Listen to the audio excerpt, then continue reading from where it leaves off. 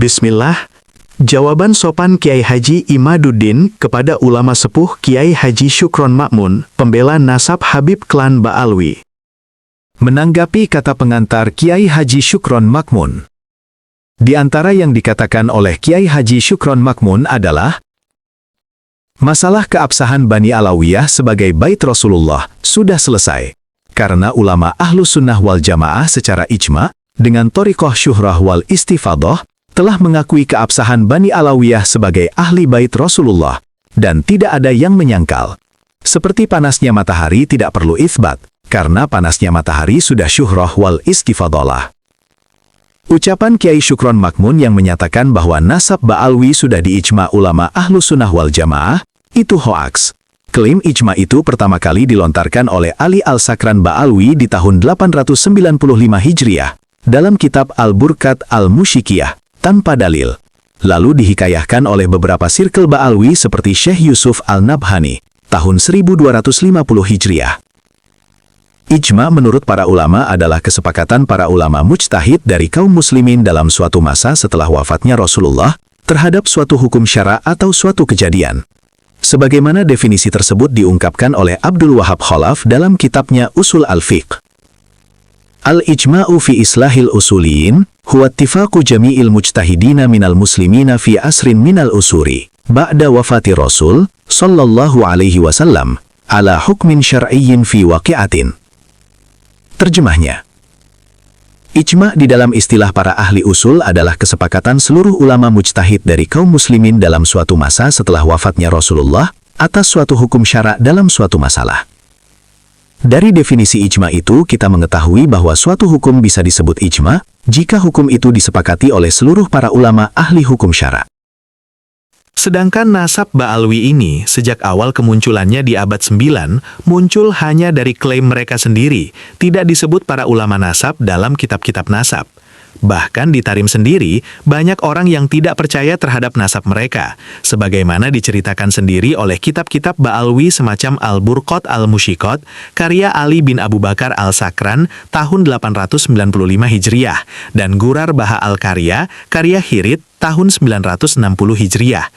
Bagaimana suatu nasab yang sejak awal kemunculannya saja hanya dari klaim pribadi, dan orang-orang yang ada di Tarim saja tidak mempercayainya, bisa dikatakan telah diijma. Salah satu rukun ijma adalah kesepakatan itu harus terjadi sejak awal kemunculannya, sebagaimana dikatakan oleh Abdul Wahab Khalaf, Ats-tsani, an yattafiqa 'alal hukmi syar'i fil waqi'ati jami'ul mujtahidina minal muslimina fi waqti wuku'iha. Terjemah, rukun yang kedua adalah terjadinya kesepakatan ulama mujtahid dari kaum muslimin atas hukum syara' dalam suatu masalah saat terjadinya masalah itu. Sedangkan waktu kejadian nasab Ba'alwi adalah masa Ahmad bin Isa, karena yang menjadi permasalahan adalah pengakuan mereka bahwa mereka adalah keturunan Nabi melalui Ubaid bin Ahmad bin Isa.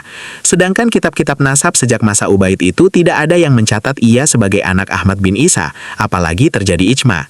Dari mana Ali As-Sakran mengetahui adanya ijma, jika nasab mereka sama sekali tidak disebutkan oleh para ahli nasab, padahal kitab-kitab nasab yang mencatat anak Ahmad bin Isa yang berketurunan hanya 3, Muhammad, Ali, dan Husain, tidak ada anak bernama Ubaid. Ibnu Hazm dalam kitab Maratibul Ijma' mengatakan, Qalu, ijma'u kulli asrin ijma'un sahihun, idza lam yataqaddam qablahu fi tilkal mas'alati khilafun, wa hadha huwa sahihu. Terjemah, para ulama berkata, ijma' setiap masa bisa disebutkan ijma' yang sahih, jika tidak didahului oleh perbedaan pendapat dalam masalah itu. Ini adalah pendapat yang sahih. Dari sini kita mengetahui bahwa klaim ijma' baik dari Ali As-Sakran maupun dari yang mengutipnya tidak bisa belakangan seperti Al-Nabhani dan Al-Muhibbi tidak dapat diterima. Bahkan menurut Abdullah bin Ahmad bin Hambal bisa disebut pendusta. وقد نقل ابن حزم في كتابه الأحكام عن عبد الله بن أحمد بن حنبل قوله سمعت أبي يقول وما يدعي فيه الرجل الإجماع هو الكذب ومن ادعى الإجماع فهو كذاب لعل الناس قد اختلفوا ما يدريه ولم ينتهي إليه فليقل لا نعلم الناس اختلفوا. Terjemah, dan telah dikutip dari Ibnu Hazm dalam kitabnya Al-Ahkam dari Abdullah bin Ahmad bin Hambal ucapan, Aku mendengar ayahku berkata, apa yang diklaim seseorang tentang terjadinya ijma adalah dusta. Siapa orang yang mengklaim ijma adalah dusta. Bisa jadi manusia telah berbeda pendapat, ia tidak tahu, dan tidak sampai kepada perbedaannya. Maka hendaklah ia berkata, kami tidak mengetahui perbedaan pendapat manusia. Kiai Syukron Makmun juga mengatakan, masalah sejarah atau nasab yang sudah berjalan ratusan bahkan ribuan tahun termasuk akhbarul ghaib, berita yang kita tidak menyaksikan dengan mata kita. Kita hanya mendengar dongeng katanya. Sejarah manuskrip yang tidak mungkin kita sampai pada hakul yakin atau ainul yakin, kecuali kalau riwayat itu mutanatir syuhrah wal istifadoh. Penulis sejarah hanya menulis apa yang ia tahu. Apa yang ia tidak tahu bukan berarti tidak ada. Bisa saja informasinya belum sampai kepadanya. Maka sejarah yang lebih sempurna adalah sejarah yang datang kemudian, sebab informasinya lebih lengkap. Kejadian masa lalu memang tidak semuanya dicatat, tetapi sekali yang dikatakan Kiai Syukron, bahwa pula penulis sejarah hanya menulis apa yang ia tahu, itu juga betul. Tetapi jika penulis sejarah sudah menulis di abad ke-6 Hijriah apa yang ia tahu, misalnya bahwa Ahmad bin Isa mempunyai anak 3, Muhammad, Ali, dan Husain, maka setiap klaim di abad ke-9H akan adanya anak ke-4 bagi Ahmad bin Isa, seperti Ubaid, Ubaidillah, Abdullah, jelas tertolak. Jika Kiai Syukron mengatakan bahwa sejarah itu tidak qat'i, yaitu betul. Tetapi jika sebuah penulisan yang dekat dengan kejadian saja tidak qat'i, maka kitab Ali Al-Sakran di abad ke-9 Hijriah tentu lebih tidak qat'i lagi. Lalu apa alasan Kiai Syukron mempercayai yang lebih jauh masanya dengan kejadian, lalu mengabaikan informasi dari orang yang lebih dekat masanya dengan kejadian? Jika Kiai Syukron menulis buku bahwa kakeknya yang bernama Kiai Nawawi punya anak 5, lalu cucu Kiai Syukron menulis buku mencatat bahwa Kiai Nawawi punya anak 6, menurut Kiai Syukron siapa kira-kira yang layak untuk dipercaya? Kiai Syukron apa cucunya? Dua-duanya tentu tidak qat'i, tetapi tentu yang lebih mendekati kebenaran adalah tulisan Kiai Syukron, karena jarak waktunya lebih dekat dengan kakeknya. Begitulah ilmu sejarah difahami.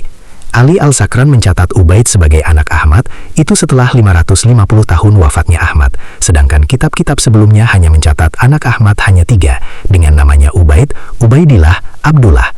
Lalu menurut Kiai Syukron yang layak dipercaya mana? Untuk menerima akhbarul ghaib, berita yang kita tidak menyaksikan dan sudah berjalan ratusan bahkan ribuan tahun, kita harus hati-hati siapa pembawa cerita itu.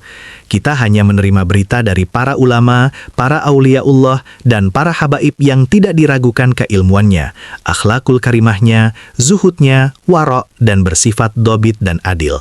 Mereka itu seperti Syekh Murtada Az-Zabidi, pensyarah kitab Ihya Ulumuddin, Syekh Ibnu Hajar Al-Haytami, seorang ulama fikih madhab Syafi'i, Syekh Ali Jum'ah, mufti di Mesir, Syekh Ramadan Al-Buti, seorang ulama besar di Syria, Sayyid Muhammad bin Alwi Al-Maliki di Mekah Al-Mukarramah, Syekh Maulana Asy-Sya'rani Mesir, Syekh Nawawi Banten, Syekh Kiai Haji Khalil Bangkalan, Kiai Haji Hashim Asy'ari Jombang, Kiai Haji Soleh Darat Semarang, Syekh Yasin Padani Mekah, Syekh Muhammad Khotib Al-Minangkabawi, Syekh Muhammad Mahfud At-Turmusi, dan banyak lagi yang tidak kami sebutkan.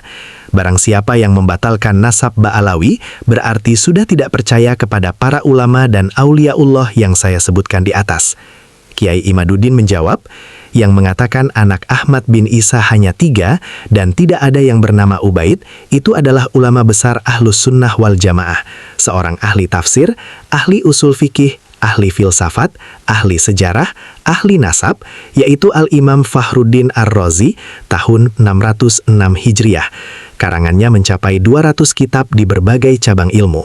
Satu kitab saja seperti kitab Tafsir Mafatihul Ghaib mencapai 17 jilid. Jika Kiai Syukron percaya bahwa ada tambahan anak Ahmad bin Isa selain Muhammad, Ali, dan Husain, maka berarti Kiai Syukron tidak percaya lagi kepada ulama besar sekelas Imam Fakhruddin Ar-Razi. Inilah jawaban sopan dan berkelas dari Kiai Haji Imaduddin. Bagaimana pendapat tuan-tuan? Tulis komentar. Jangan lupa kebersihan. Maaf, jangan lupa like and subscribe channel ini. Alhamdulillah.